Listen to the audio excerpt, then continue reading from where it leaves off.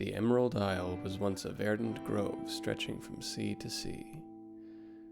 Now the old growth has fallen, and what does stand seems to stifle rather than foster. This is a video about Irish forests. What's left of them, anyway. Tree cover is 11% of the land area, making Ireland third worst in Europe. And what there is, well, this forest is typical.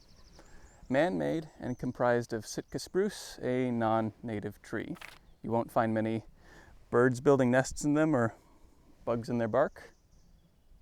You stare down the hypnotic, dead, straight rows, the suffocating ground beneath, and it gives a sense of sterility, of a staged, managed world where nature is just set dressing. Or I'm in my late 20s and having some kind of crisis. Are things really as bad as my dour introduction make them out to be? Well, we're not going to find any answers standing around here.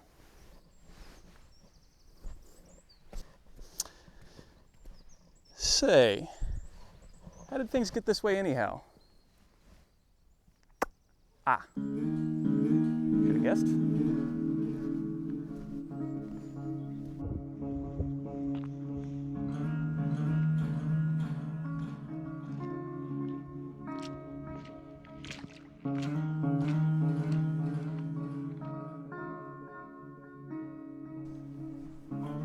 Now, the lads down at the pub told me that a squirrel used to be able to cross Ireland without touching the ground. And then they told me that lads from Tipperary built the pyramids, so it did seem worth confirming that. Turns out that academic sources and the pub agree about the trees. The pyramid thing is contested.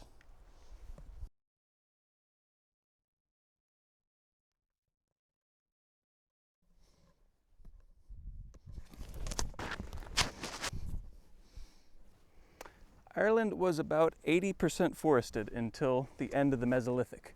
Meso meaning middle, lith meaning stone, ick meaning it's hard to even keep track anymore. So the Middle Stone Age. Stone being what people were using to make their tools. Generally, the line between the Middle Stone Age and the late, also known as the Neolithic, is whether or not a culture has invented agriculture. Now, it is worth just a bit of consideration of this concept of tool-based epochs, which I promise will be interesting. More interesting than it sounds.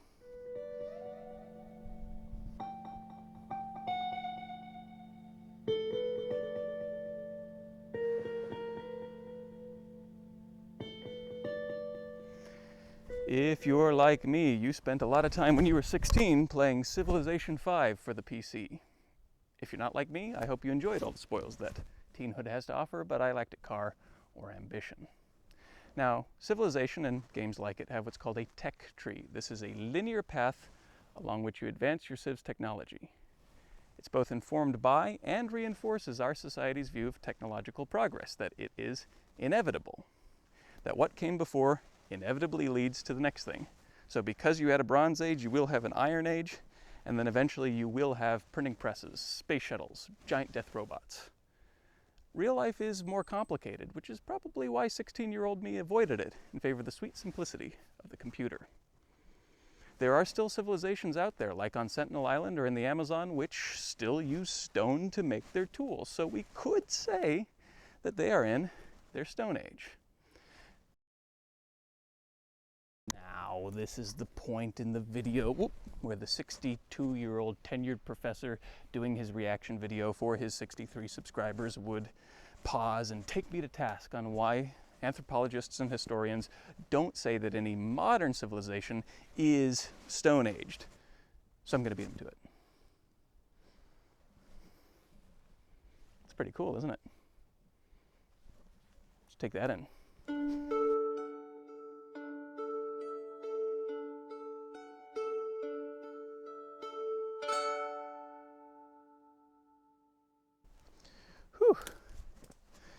Using tool material as the landmarks of history was originally conceived for discussing Near East history, but it proved somewhat workable for a handful of other regions as well.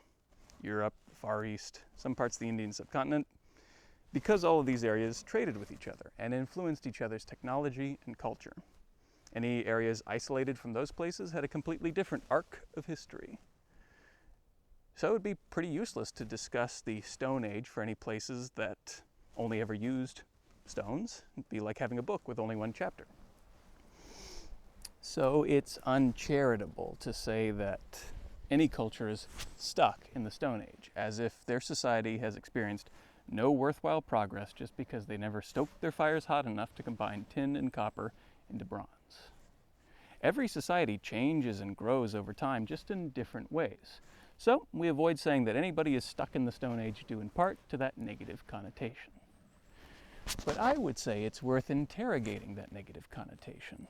We take for granted a lack of respect for the Stone Age and its peoples, portraying them as unsophisticated, unserious, subhuman. Just the same way that we should respect the people of Sentinel Island as full members of the human family, despite their differences from our culture, we too need to remember that the people of the Mesolithic were human, with all the complexities that implies.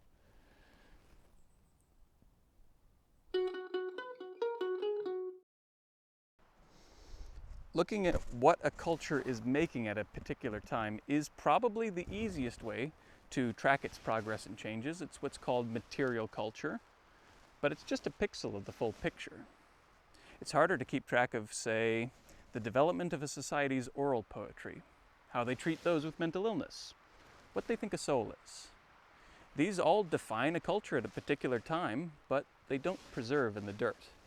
The only way we could know about it would be if it was preserved in writing somehow, which the Mesolithic Irish didn't have, or if it survived in some oral tradition, which for reasons we'll discuss later, it didn't.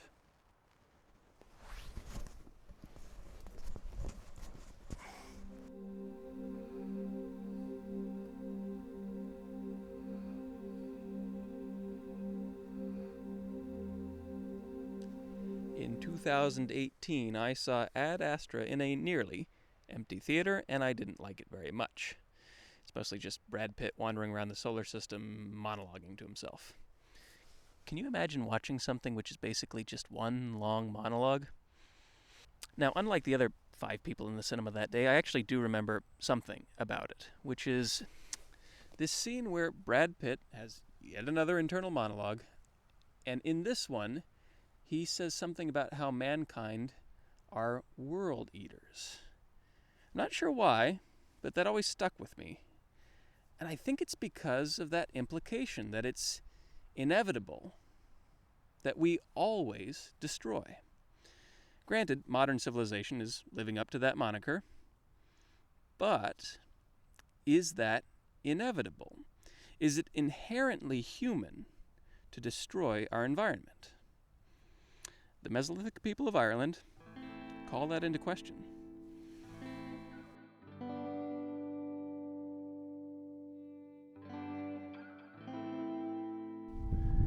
The human ecological footprint in Ireland in the Mesolithic was minor. The people coexisted with the forest, relied on it, cultivated it in some way, but the forest thrived along with humans because they did not feel the need to destroy that on which they relied. I would hold off getting too sentimental about this Stone Age hippie utopia. Living like that must have had some drawbacks, otherwise we'd still be doing it. More of us would, anyway. Yes, these forests were a wellspring of life for those ancient people, but they were also full of man-eating bears and wolves, enemy tribes, bear-eating wolves, and enemy tribe-eating bears. I guess the good news is there was no man-eating enemy tribes. There's no evidence of Mesolithic cannibalism in Ireland, but it was not paradise. It is important to note, though, that agriculture didn't develop here organically, like they just realized the necessity for it and invented it, but rather it arrived from elsewhere. It seems that an agricultural culture swept across Europe, radiating from Mesopotamia. So, much like football team owners and Abrahamic religion, farming arrived in Europe from the Middle East.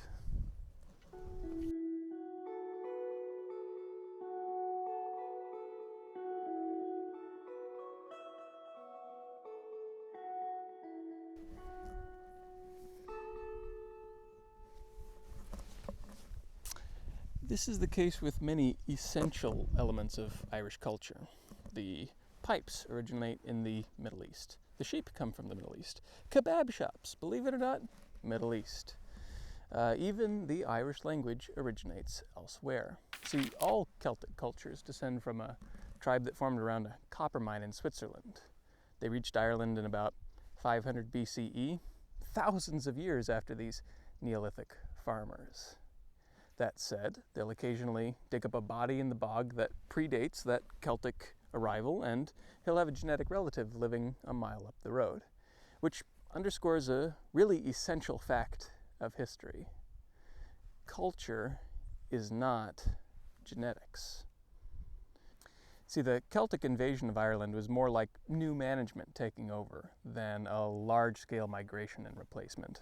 Probably a handful of warrior bands coming over, conquering local tribes, and eventually the language and culture of the rulers becomes that of the ruled. We've seen similar processes happen in more modern times. For example, most Egyptians are not ethnically Arab, but they speak Arabic and have a lot of elements of Arab culture. Now, of course, there's plenty of elements of indigenous Egyptian culture as well. So, what about Ireland? Are there still elements of the Mesolithic hunter-gatherers, the Neolithic farmers, the Bronze Age monument builders? Yeah, but the Celtization of Ireland was thorough, so that any remaining elements of previous cultures is in the substrata, as a whisper and half-remembered dream. This is all to explain that we know very little about these Neolithic hunter-gatherers, except this. When they arrived in Ireland, they found these vast, thick, old-growth forests which they would have struggled to even put a dent in with their stone tools.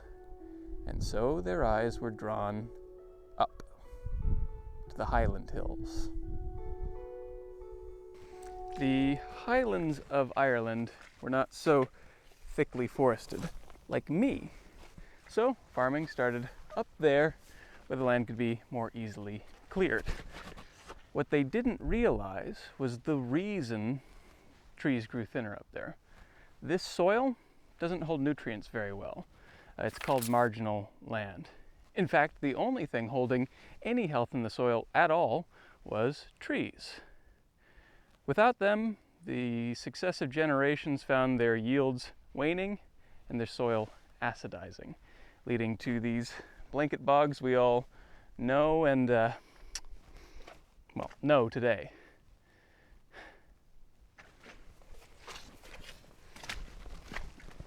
And so successive generations worked their way down, and the old growth valley forests were worn away by the hunger, the axe, and flame.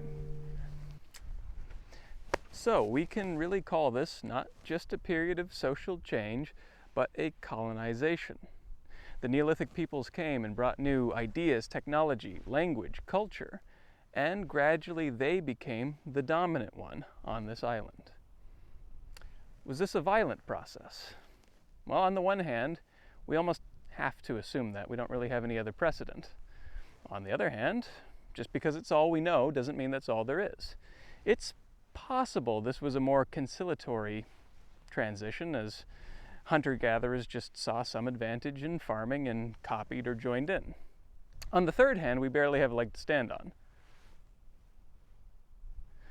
We don't have a whole lot of evidence for any of this. Most of it's based on pollen data and carbon dating campfires. It's not tremendous.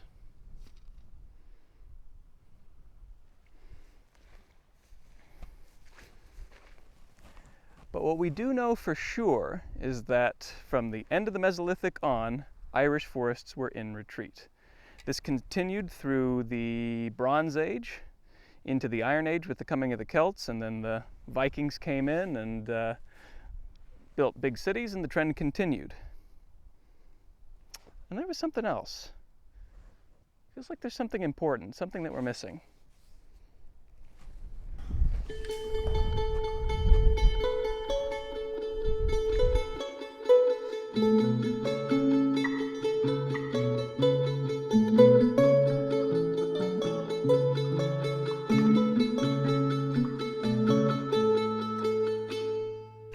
Dragonfly, that's cool. It's impossible to talk about colonization in Ireland without talking about England. That goes for like most countries in the world as well. But specifically for our purposes, from the end of the Mesolithic until 1600, which is about when England completed its conquest of Ireland, tree cover had already fallen from 80% to 20%. Deforestation was already well underway by the time England got here. That said, England's coming definitely changed things, both for the people and for the land, especially as things transitioned from colonization to colonialism. Now, maybe that sounds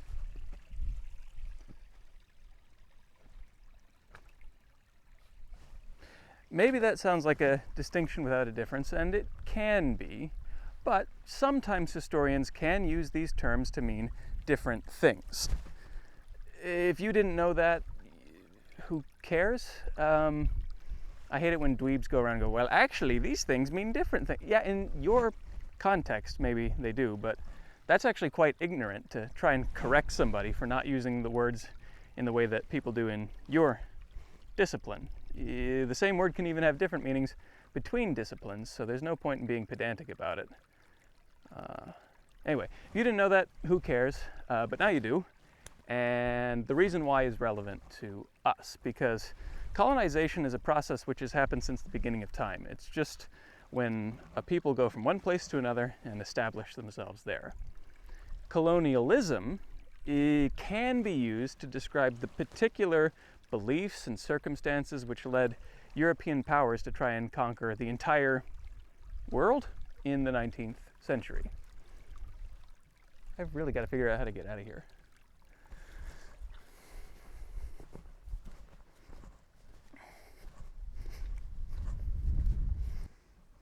Yes, there's always been expansion, wars, empires, slavery. These have existed since the beginning of recorded history. But there was something unique about the intensity and thoroughness of imperial ambitions by the Europeans in the 19th century.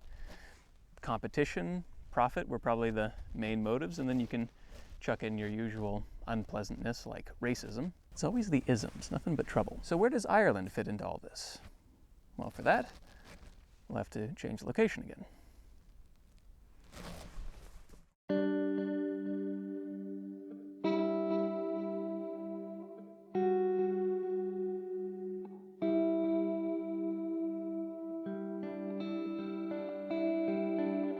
As we said, Ireland was fully conquered in the 17th century, but the initial toehold was the conquest of sort of the east coast in the 12th, meaning that for centuries, British power in Ireland was concentrated in the area surrounding Dublin, known as the Pale. The initial invasion happening in the 12th century meant that it was fundamentally a different kind of thing than colonization came to be. Medieval kings were much more concerned with personal prestige, tax, tribute, than they were with the day-to-day running of things, which they mostly left to earls and lords and such like and so forth. Now, as the ism got added onto colonialism, the rules changed. Focusing just on the trees, tree cover reduced from 20% in 1600 down to 1% by the end of the 19th century. Why?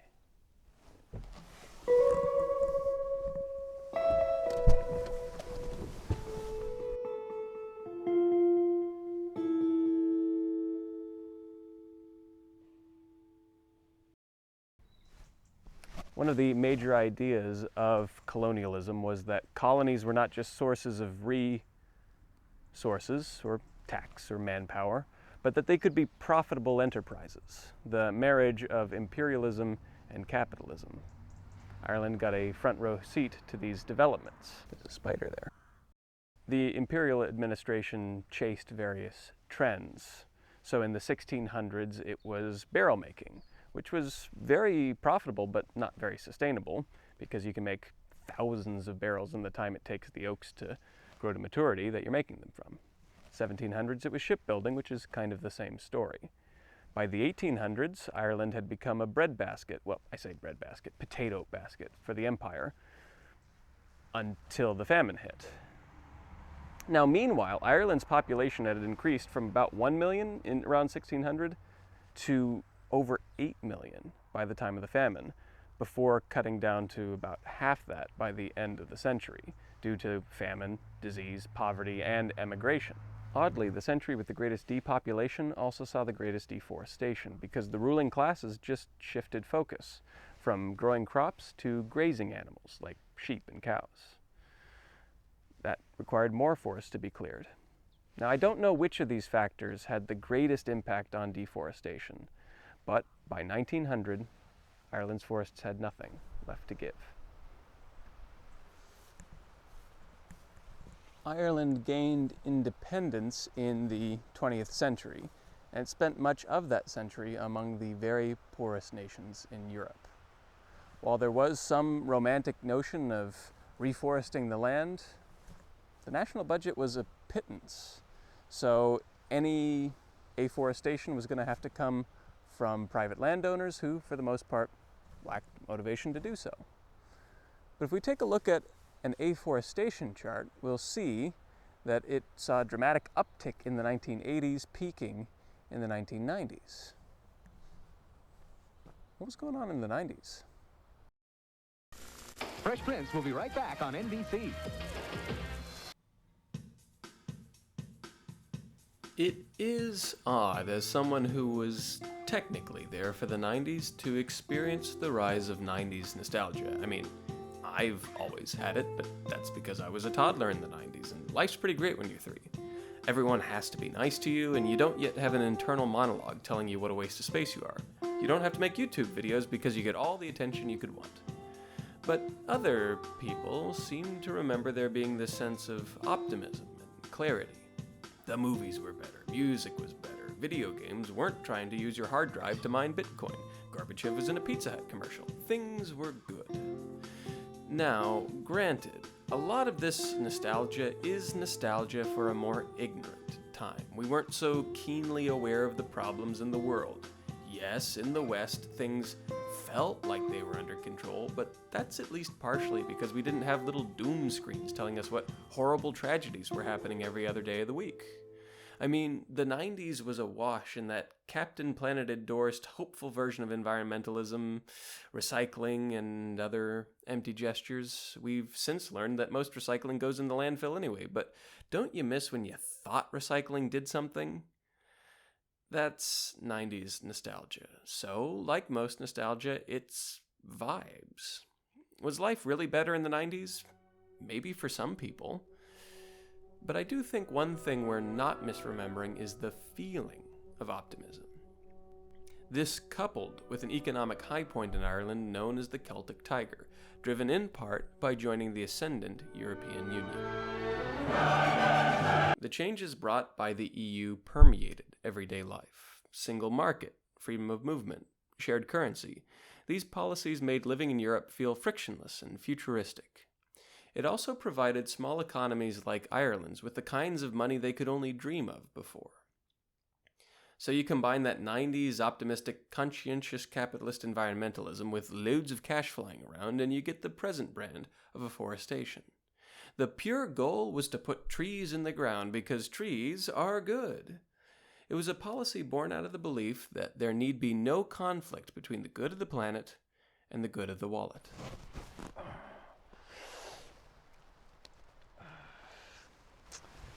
But where were we going to find otherwise unused land? And where were we going to find people who knew how to take care of plants?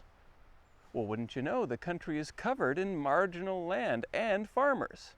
And farmers, originally in the Neolithic, created the marginal land by deforesting it. So it's kind of poetic that now those same hands are returning trees to that same land. But poetry doesn't pay the bills, just Ask a poet. The grants that the government was giving out weren't like huge. So this venture had to be otherwise profitable in order to perpetuate. And that brings us back to the Sitka spruce.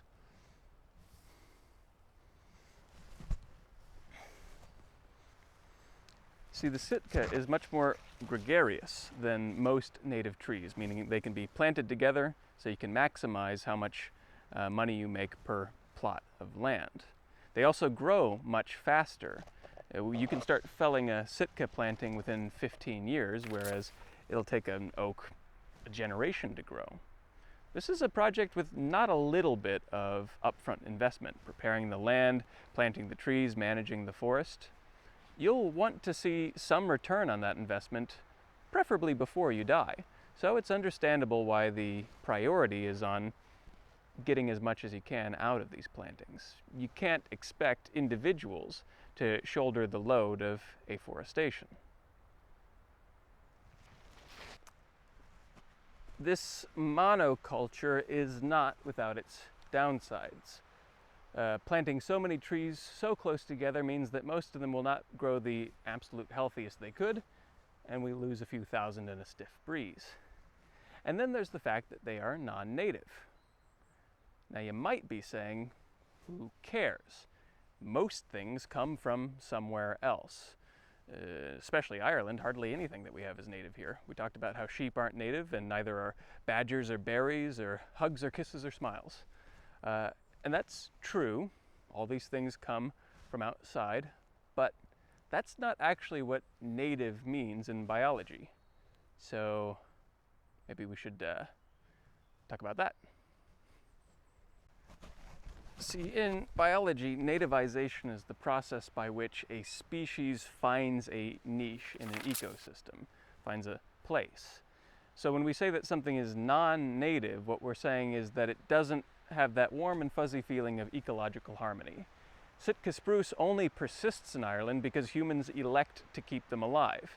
If at some point we stopped, they would probably start to disappear, and tree cover in Ireland would go down to 2%, the level of native woodlands that exists in Ireland. But I do just sense that question lingering in the air. Who cares? I mean, these are trees, right? And trees are good. They take that toxic carbon out of the air, they make oxygen, we know that about them and we love them for it. That's all true, but not all trees are carbon equated. See, once you factor in the carbon produced by felling the tree, transporting it to a mill, processing it into some kind of product, and then selling it to a consumer, we've sort of cut into the whole carbon benefit that these things had when they were alive. And then there's the fact that when we do a big thinning, it kicks all that carbon that they've stored in the dirt back up into the air. So while it is true that these are a carbon bank, there's sort of a carbon checking account, and occasionally they accidentally post their card number without blacking it out on the internet, and then teenagers can use it to buy whatever it is that teenagers buy. I think matcha is still in by the time this video is, but I'm losing the analogy. Point is, at the end of the day, are they still a good thing?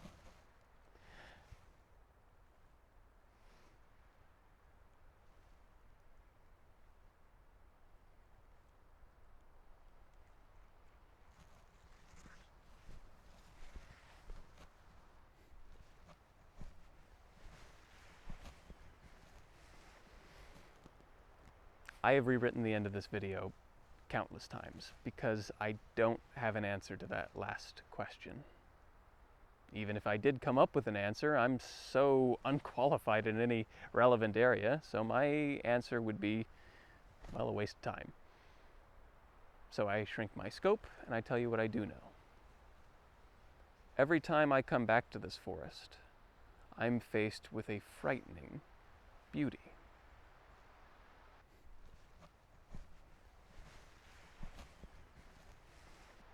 I take from that, mankind is trying too hard to control nature. And I get some comfort from the fact we're not very good at it. So please, Enjoy nature in whatever form it's accessible to you. The managed forest, the city park, the garden, the weed growing through the concrete. Because it matters. My hope is that we can tack back toward better stewardship of the land through our connection with nature in whatever form it finds us. Because I am constantly reminded by this place that the earth is beaten down but not broken. There is a real forest somewhere in this man-made maze. I hope it gets out.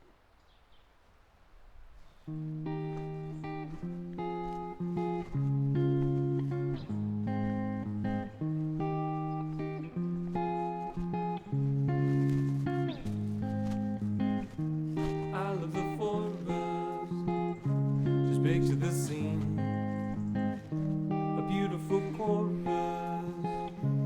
in the breeze. So don't take it lightly, it's just what we need. Whoa, 'cause I love the forest, brown, blue, and green.